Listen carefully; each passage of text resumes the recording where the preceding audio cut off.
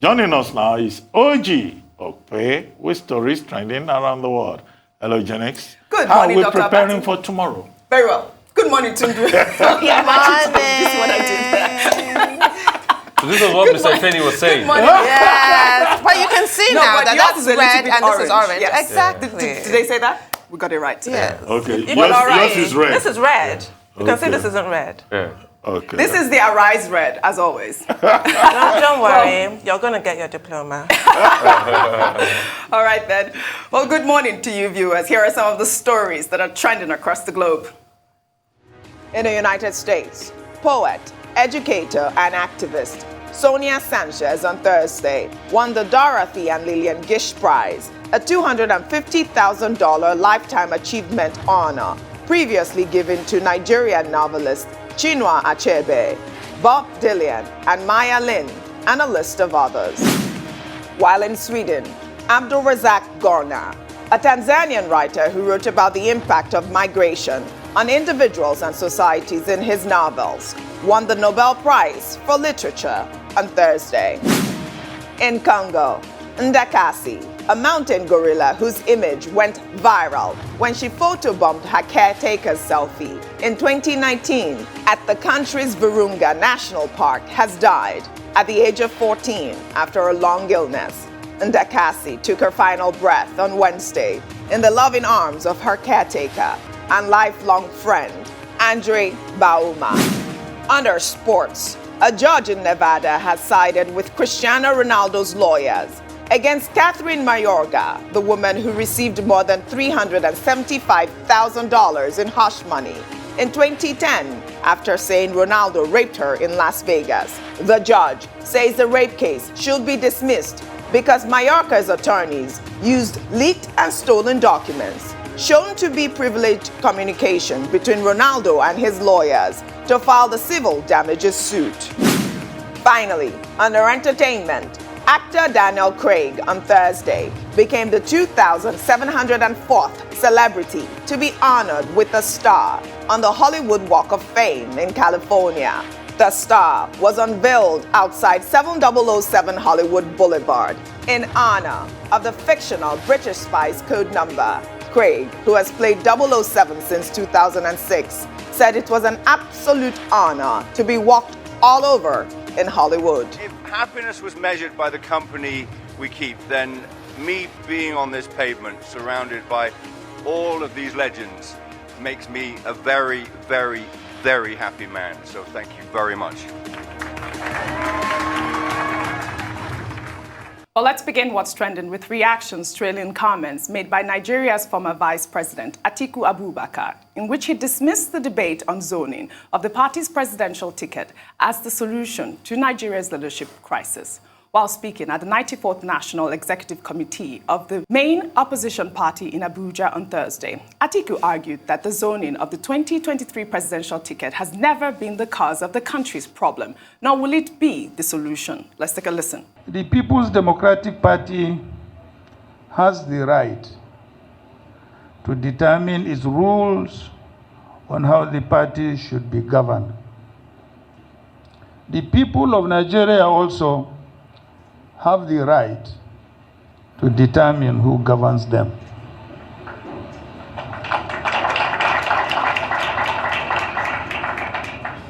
Where the president comes from has never been the problem of Nigeria. And I can cite examples. Neither will it be the solution. There is no such thing as a president from southern Nigeria or a president from northern Nigeria. There is only one, a president from Nigeria, for Nigeria, by Nigerians. Tundu, do you agree with his statement? No. In a word, no. In a regular democratic dispensation, maybe yes, right? Yes, in the future, even, I have high hopes for this country as always, but right now, no. Not in where we find ourselves, the precarious position that we find ourselves, where the actual existence of Nigeria is being imperiled at this moment because of the complete lack of national unity. But, you know, Atiku Abubakar would say that, wouldn't he? Bless him. Bless him. I mean, he's wanted to be president so badly. Right. So, of course, he's going to say that. And when he gave us this historical perspective, it really brought home how he's been front and center for so long, so close, yet so far. So I do understand where he will be coming from when he says that, but I don't quite agree. Dr. Bati, do you agree? Okay, former Vice President Atiku Abubakar says zoning is not Nigeria's problem, nor will it be the solution. Well, it is a problem. It was a problem in 1998, 1999, as we tried to transit from civilian rule, from a military rule to civilian rule. And we were told that there was a consensus at the time that to address the fears, the concerns of people of the Southwest, given the debacle of the June 12, 1993 presidential election, that the best way to assuage the fears of the people of the Southwest was to allow a person from the Southwest to emerge. And that was why in that election you had, you know, Chief Olusegun Obasanjo, you had also Chief Olu Falaye, you know, emerging as the key candidates, because it was thought that with the crisis we had up to that point, you needed to, you know, pacify, mollify the people of the southwestern part of Nigeria. When President Olusegun Obasanjo completed his tour of duty in 2007, it was thought, okay, let this go, you know, back to the north, right? When President Umaru Musa Yar'Adua died in 2010, the zoning of the presidency was an issue. And that was why you had all of that drama, you know, over the emergence of President, you know, Goodluck Jonathan, and all that talk about the doctrine of necessity and all of that. Well, don't let me stretch it further. We're confronted with the same problem now in 2021. And there are people who are saying, for us to have equity and justice, nobody should talk about, you know, competence, merit, zoning is not a problem. Let it go around first. The parts of the country that have not produced a president since 1999 should be allowed to do so. So underscore, I think is wrong. And I think it's also important to put it in context. He spoke before the National Executive Committee of the People's Democratic Party met. So maybe perhaps he was speaking in line with his own expectations, that the National Executive Committee will say, oh, we reject the recommendation of the Ungwanyin Committee and we're zoning the presidency to the north, which will fit into his own expectations. He says, well, it will not be the solution. Yeah, maybe he's absolutely right in that regard, because we have seen that the politics of proximity, that's the technical word for it in political science, does not necessarily deliver. The fact that you have your own person there, what Matthew Hassan Kuka, Bishop Matthew Hassan Kuka calls the Maonization of power. So you think, oh, this man is from my village, this man is from my town, oh, now that he's president, I will benefit from it. It doesn't work that way. And that's why the people of Songota are complaining that President Obasanjo, who lives in their own neighborhood and who was president for 8 years, who was head of state even before then, they don't have good roads to get to their house. So all this concept about whether, you know, if your kinsman is in power, then your fears will be addressed, your problems will solve. Maybe he's right in that regard. His third point has to do with the power of the party, that a political party can make its own choices. Yes, it was the PDP that came up with this administrative handmaiden about rotational presidency in 1998, 1999. Maybe tomorrow, maybe the PDP, when it goes to its primaries, you know, its convention, may then say that, look, okay, the president can come from wherever. Right. When that happens, we'll deal with it. But to all politicians, I think the main point is that it's the people of Nigeria that should choose their own president. Absolutely. Rufai, your analysis on this? So for me, it goes back to that narrative of politicians who say they'll build bridges where there are no rivers. They always say things because it will favor them. If Atiku Abubakar is saying it doesn't matter, Why is it that in 1998, when they gave the ticket to Olusegun Obasanjo, why didn't he accept for another Yoruba man so that it would be a Yoruba ticket to go?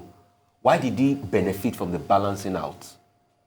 And they brought him in to get vice presidential tickets and run with Olusegun Obasanjo after he had won governorship election at Adamawa before.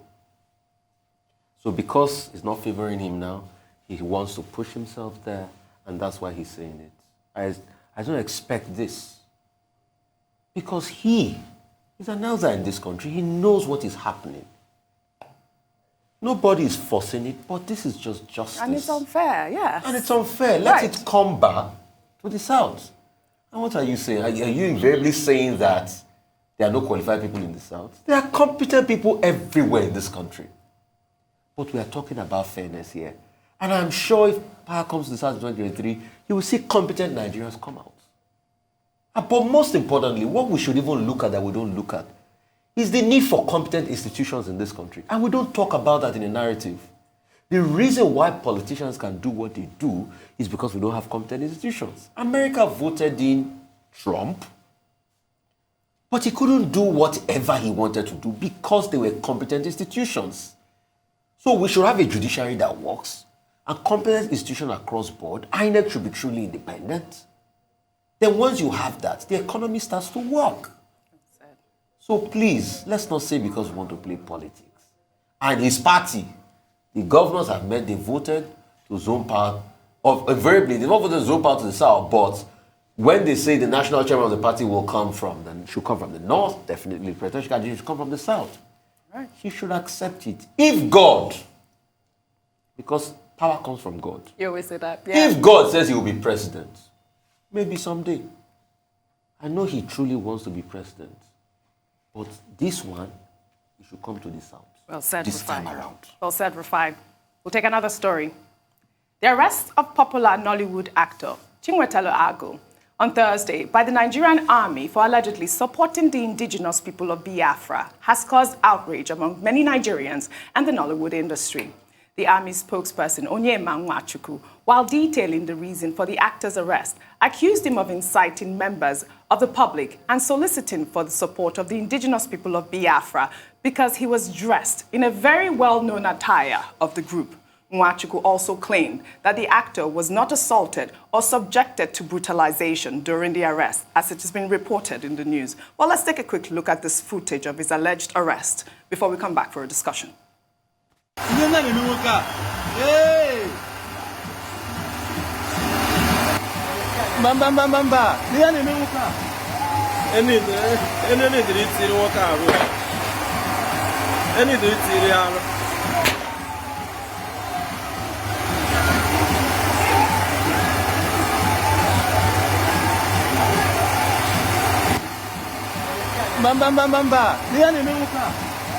I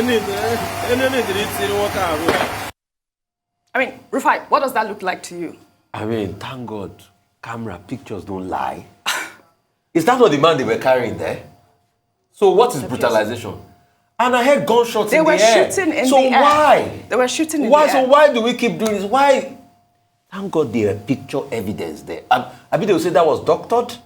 Please show it again. Let people make up their mind. Can't you see who they were carrying? And were there no gunshots? Now, the issue about him wearing that Biafra attire, Tundu, I mean, what is that as it relates to the law? Do they have a right to do that? Well, it's been a few years since I first heard that you will be arrested if you own, fly, or sell the Biafra flag. I tried to buy one. You know I'm into my costumes. Yes. For World Book Day, I tried to buy one for my boy to get dressed as Ojukwu. We do historical figures. And I couldn't buy one for love or money in Lagos because apparently you will be arrested. But the law in Nigeria is, if you're arrested, fine. But can you be prosecuted if there's no law that exists specifically criminalizing the sale or ownership of a Biafra flag? That's my issue. In Lagos, the Delta, Abia, Anambra, name it. Over the years, there have been announcements by the police. Commissioners of police have come out to say, if you own this, you'll be arrested. And even now, this year, in in Anambra, I believe it was, on Independence Day, people were told if you fly a Nigerian flag, you will be dealt with. This is where we are in this country. And I'm going to link it to your previous story about Atiku Abubakar's presidential ambition, which he has the right to have, but for crying out loud, not now. Look at what is going on in this country. He was carried like, I thought they were carrying like a sack of rice. That was a man. It's not And that that's was not an a assault? man. They were manhandling in that fashion. Then they also because of his attire. Yes. Not that he had attacked anybody. This is where we are as a country today. It's really worrying. We need to do something about this national cohesion. And I go back to the first communique of the Southern governors, which said that we need a national conversation. There must be a national dialogue. We can't go on like this. Do you think that it was insightful, Dr. Abati? No, Yeah. there was no incitement there because no person can be arrested or prosecuted under a law that does not Doesn't exist exist. in Yes. Nigeria. Section exist. 36, subsection 8, and subsection 12 of the 1999 Constitution. The whole body of Section 36 of the 1999 Constitution deals with fair hearing.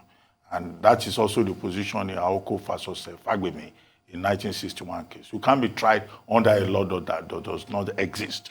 There's no law in Nigeria that says you can only wear certain particular kinds of Can you clothes. imagine? So the man can wear what he likes. Definitely. That's number one. Number two, the military, the army, has issued a statement saying that it was inciting people. Well, we can't see the evidence, except this video is limited. He was not preaching to anybody. No. He was not conducting any rally. standing right there. And if they're saying IPOB is a proscribed organization, as the statement from the Nigerian army says, it is IPOB that is prescribed. It's not Biafra. Yes, not the Biafra flag. What does that have has to do been with in anything? existence since the declaration of the Civil War in 1967. And Chinwetalu Agu can wear whatever he likes. Yes. Now, and okay, except they have the evidence. Three, I think that the Nigerian army owes Chinwetalu Agu an apology. Absolutely. And they should compensate him for brutalizing him, because I think the Nigerian army went overboard. And now, the section 207, or is it 217 of the same constitution, and the Army Act of Nigeria, Armed Forces Act, says that the Nigerian army can intervene in situations of threats to the sovereignty of Nigeria, situations of an emergency, and also as an aid to civil authority. Is Nigeria at war? So what they were doing was overboard, was a breach of the Constitution. Scandalous. It is only the police that has been given powers to arrest you as an individual when there is no war. And finally, Chinwetalu Agu, if you saw that video, there was a boss there saying Chukuntalu Films. Okay, the man is an actor. He's in a position to sue the Nigerian army for preventing him from conducting his work as a professional. There's something we call in theater. Konstantin Stanislavski, early 20th century, was a proponent in theater of what they call the method or the technique. It's called the given if method. The given if method in theater talks about immersion, about emotional memory. If you want to play a role, you can live it out via emotional memory or putting yourself in the situation of that particular experience. What if Chinwetalu Agu is a method actor? So within that purview, you are stopping him from doing his work, from conducting his professional enterprise. But there's so much ignorance in Nigeria, and some of the most ignorant people are those who wear uniforms and have been badly educated, and so they don't clear their actions with their superiors, because those superiors also do not know better. So much ignorance walking on stilts around Nigeria. Well said, everyone. We'll take another story. The special advisor to President Muhammadu Buhari on new media, Tolu Ogunlesi, has come under fire on social media following his interview with the cable news network regarding the ban on Twitter in Nigeria.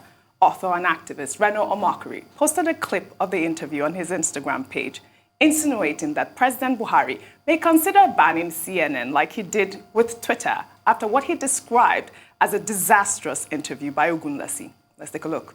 I mean, I just can't believe this. The stuttering, the stammering. Oh my gosh, even, an angel would have trouble defending this man. Just watch this clip and weep for your country. As somebody who tweets mostly President Buhari's praises, do you support the Twitter ban? Well, so I'm not. The government of Nigeria has made a decision.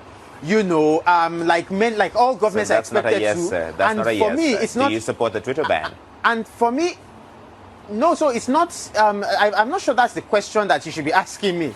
I think it's a win-win actually for Twitter and the government of Nigeria. That's certainly the view I get out of the from the negotiations. That's a win-win for both parties. I'm happy about that. All right, Tolu, I have to leave it there. I'm not sure it's a win-win when a lot of people just go use virtual private networks and bypass the ban. So I'm not sure how much of a win-win that is, but we're going to have to leave it there. Arifai, did you think that was a disaster? Tolu. Go ahead, tell us what you think. You see, it's best you just tell your own and don't collect some job in this country, because because Tolu is somebody I know very well. Okay. Tolu, he couldn't put his thoughts together because there's nothing to say, no points to make. That's what I'm saying, Tolu, you are saying this.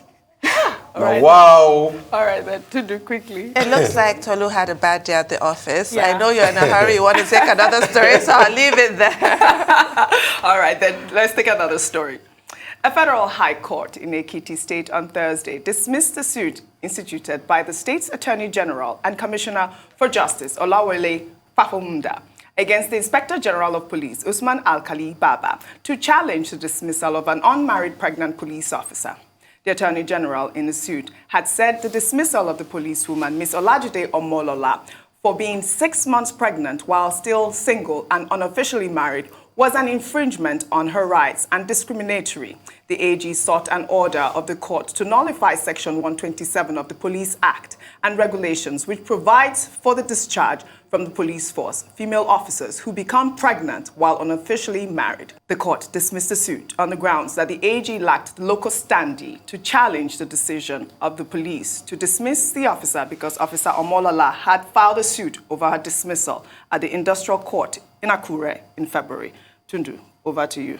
Well, it wasn't dismissed on the merits. Was that technicality? And it's very important to see that since the CJN read the Riot Act, that we are seeing that judges are less hesitant to abuse court processes. Yes. It does make sense. We await the outcome of her suit at the Industrial Court. And it's also important to note that the judge did not say that the Attorney General of Ekiti State erred in filing the suit. That is entirely within his rights to do so. That's important to know, so that in the future, other attorney generals can take note of that. The only issue, the only cog in the wheel, was there's a pending suit on the same matter. That's all. Just to note that that section of the Police Act, in September 2020, was amended when the President of Nigeria, President Muhammadu Buhari, signed the amended Police Act. But the issue is about the abuse of court processes. Yes. As Tundum pointed out. Absolutely. But in any case, I hope the man that impregnated her is not a police officer, a male police officer. Double standard. That's one leg of it. Yes, double standard. Well, thank you very much. Thank you, Thanks, That's all I have for you.